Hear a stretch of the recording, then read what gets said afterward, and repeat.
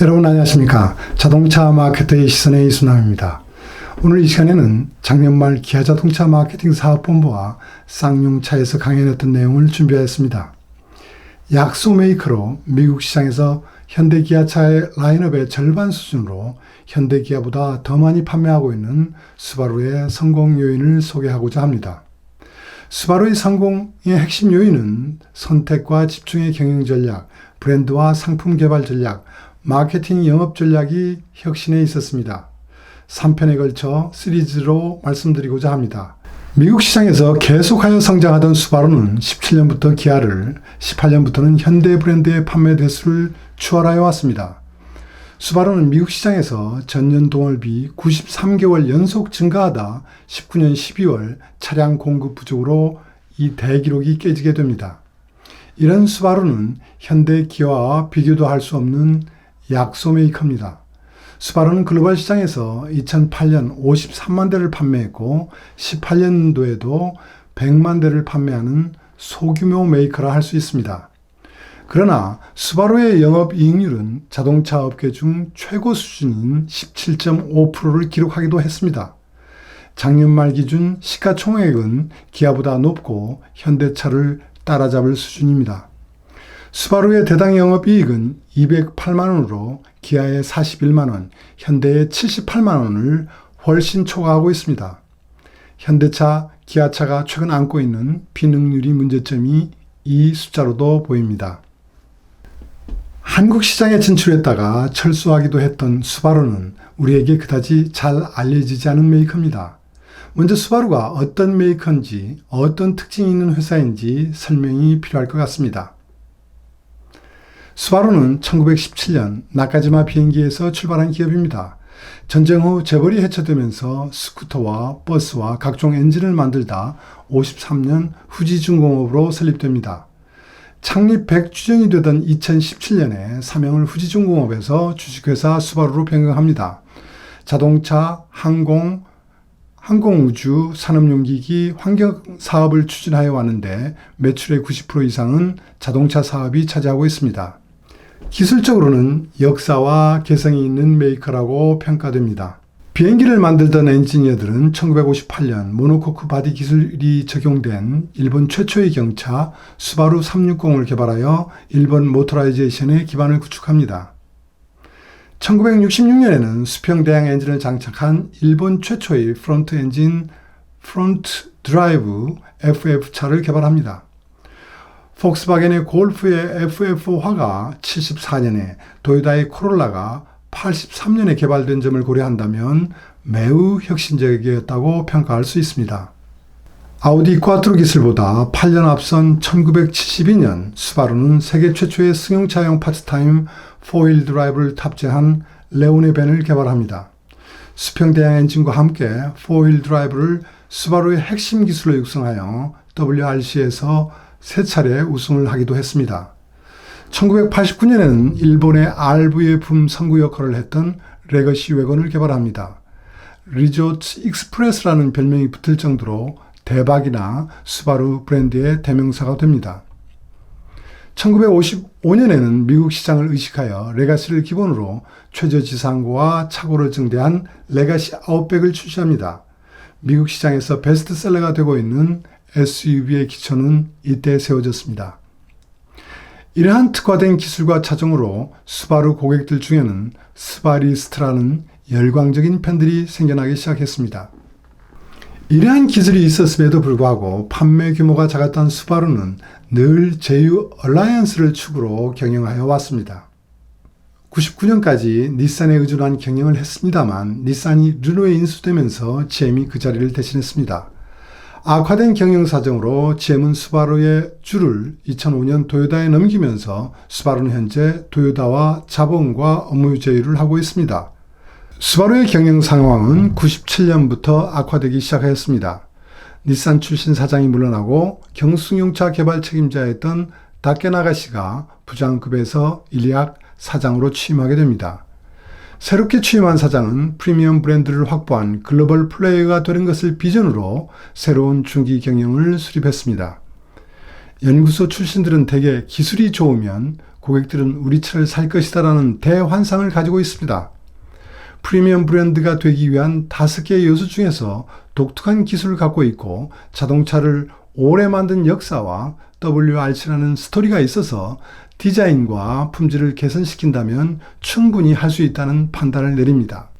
사내 조직을 과감하게 개혁하고 중기 판매 계획은 01년 대비 40%가 증가한 76만 대로 매우 높게 설정하였습니다. 이를 달성하기 위하여 전략적 상품 포트폴리오와 디자인을 혁신하여 프리미엄 차를 개발하고 이에 맞는 마케팅과 영업 능력을 확보하는 계획이었습니다.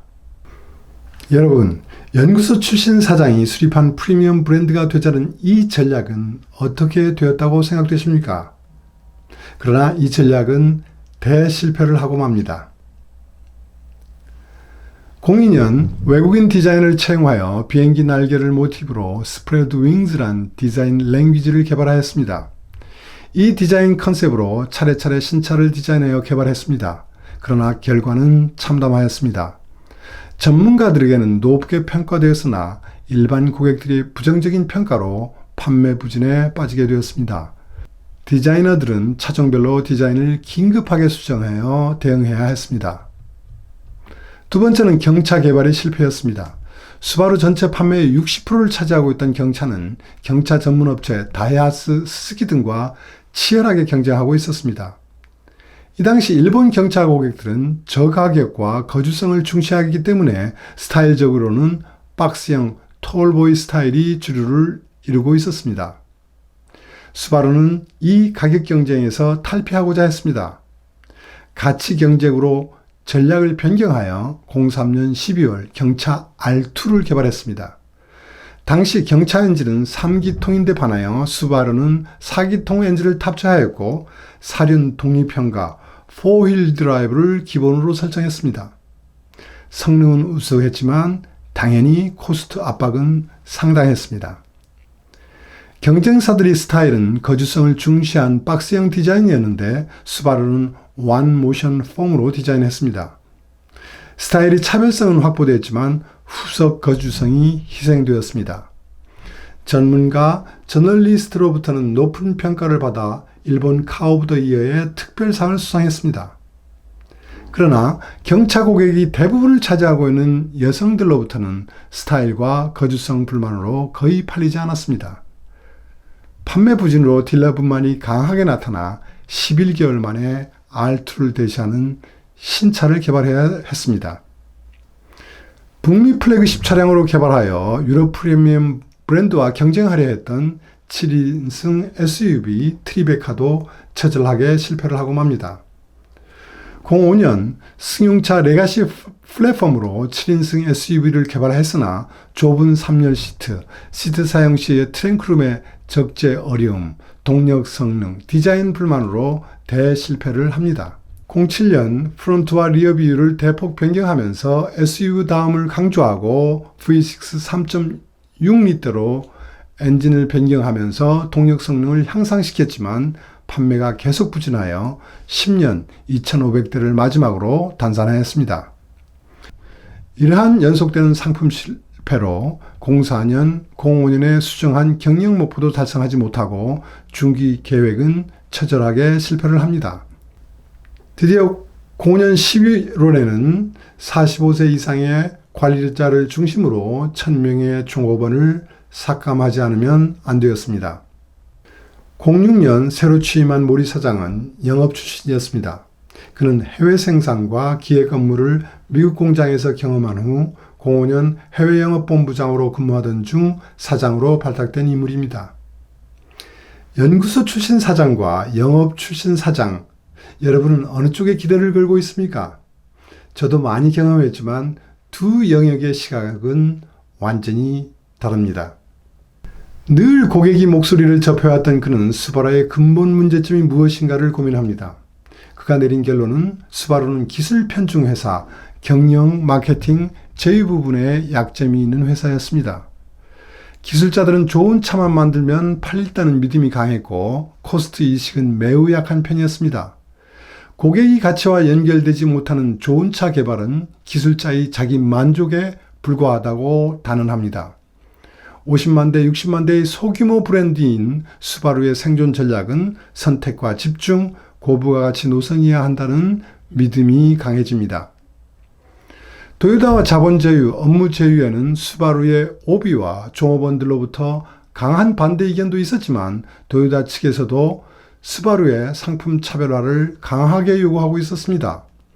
사장은 수바루의 독자성과 수바루 다움을 철저하게 지켜야 한다고 다짐합니다. 수바루의 근본 문제점에 더해 그는 글로벌 자동차 업계의 상식과 수바루가 놓인 상황이 다름을 인식하고 수바루의 개성과 강점을 최대한 활용하는 것이 수바루의 생존 전략이 될 것이라 확신합니다. 이 당시 글로벌 자동차 산업은 계속하여 성장하고 그 성장의 핵심 지역은 신흥국 시장이 될 것이며 중심 차종은 컴팩트카, 소형차가 된다는 것이었습니다. 이에 반해 수바루는 글로벌 마켓시어 1%의 소규모 회사였고 경영 자원은 매우 한정되어 있었습니다. 이런 상황에서 가격이나 양으로 승부를 결정하는 경쟁은 어려웠습니다. 그래서 수바루는 누구인가? 무엇이 개성인가, 강점은 있는가에 대해서 철저하게 자문자답합니다. 그리고 약점은 토요타와 얼라이언스로 보완한다는 전략을 수립합니다. 이런 문제점 인식과 업계 상식과의 차이에서 수바루가 할 수 있는 영역을 선택하여 비전을 수립했습니다. 작지만 존재감과 매력이 있는 기업을 만들자는 것이 수바루의 비전이었습니다. 비전을 달성하기 위한 핵심 전략의 첫 번째는 수바루 다음 추구였습니다. 경쟁사와 차별화되고 수바루의 유니크함을 고객들에게 전달해야 한다는 것이었습니다. 사장은 전 부분에 걸쳐 지금까지 기술자 중심의 사고에서 고객제일주의 사고로 철저하게 전환하여 견실한 기업 가치를 향상해야 한다고 강조했습니다. 전임 사장들이 높게 설정하여 실패했던 중기 경영 목표도 착실한 성장이 되도록 조정하였습니다. 오랜 시간 동안 자문자답을 통하여 수바루의 강점은 주행이 안정감을 강조할 수 있는 수평대항 엔진과 악로 주파성이 우수한 4휠 드라이브 그리고 외관에서 축적된 실용성이라고 정의하였습니다. 수바루는 비행기 제조에서 출발했기 때문에 당연히 안전과 조종의 안정성을 중시해왔습니다. 또한 저중심화를 가능케 하는 수평대항 엔진과 대칭 구조의 4휠 드라이브 조합으로 안전한 운전과 운전의 즐거움도 어느 정도 강점이었습니다. 그래서 안심과 즐거움을 수바루가 고객들에게 제공할 가치로 결정했습니다. 누구를 타겟 고객으로 분명히 해야 하는지도 결정해야 했습니다. 수바루는 고객 범위를 축소하여 그 영역에서 1등을 하자는 방식으로 추진했습니다. 차를 운전하면서 차와 함께 생활하는 것을 즐기고 지적이며 액티브한 라이프 스타일을 통해서 풍부한 인생을 추구하는 층으로 정의하였습니다. 이런 고객층들은 전체 인구의 20%가 되고 있어 이런 층들이 더 많아지게 되면 수바루의 시장도 확대할 것이라는 믿음이 있었습니다. 수바루의 입장에서는 한정된 자원을 집중하여 최대의 효율을 내야 하는 것이 우선 과제였기에 사업 영역, 시장 영역, 차종 영역, 기술 영역에서 선택과 집중을 최우선으로 실시하였습니다. 수바루의 모리 사장은 다각적으로 추진해왔던 사업을 매년 축소하여 자동차와 항공 우주 사업으로 집중했습니다. 두 번째는 미국 시장을 최우선 시장, 중국과 러시아를 성장 시장으로 선택하여 집중했습니다. 일본 시장은 경차와 미니밴이 각각 3분의 1씩 차지하고 있는 갈라파고스적 시장이었기 때문에 현상 유지를, 성숙화된 서유럽 호주 시장은 환경 규제가 강화가 되고 있어 최소한으로 대응한다는 계획이었습니다. 브라질, 인도, 아세안의 신흥국 시장은 컴팩트카 개발 시 경쟁이 어렵다고 판단하여 이 시장은 포기한다는 명확한 전략을 취합니다. 세 번째는 개발 차종을 2리터급 이상의 SUV와 스포츠카로 집중한다는 전략이었습니다. 당시 수바루는 일본 전체 판매의 60%를 경차가 차지하고 있었고 적자 지속이 요인이었습니다. 공장 측에서 판매점에서 경차를 단산하면 우리는 어떻게 되느냐고 하면서 강력한 반대가 있었습니다. 또한 수바루 360을 만들어 일본 경차의 헤리티지를 만들어 온 수바루 오비들의 반발도 있었습니다만 사장은 강력한 전략 실행가를 국내 영업본부장으로 임명하며 반발을 설득하였습니다. 네 번째는 기술이 집중이었습니다. 환경 규제가 강화되면서 하이브리드 등 신기술을 개발해야 했으나 리소스가 한정되어 계속 개발을 추진할 수 없다고 판단했습니다. 수바루는 비행기를 개발하던 사람들이 자동차를 개발하다 보니 안전한 차를 개발한다는 것은 그들에게 너무나 당연한 것이어서 안전을 수바루의 개성, 강점으로 할 수 있다고 그 누구도 생각지 않고 있었습니다. 사장은 당연한 것을 수바루의 장점으로 하기 위하여 안전 기술로 집중하도록 하였습니다. 고객제일주의를 기본으로 4개의 영역에서 선택과 집중에 강력한 실행으로 생존과 성장의 기반을 구축하게 됩니다.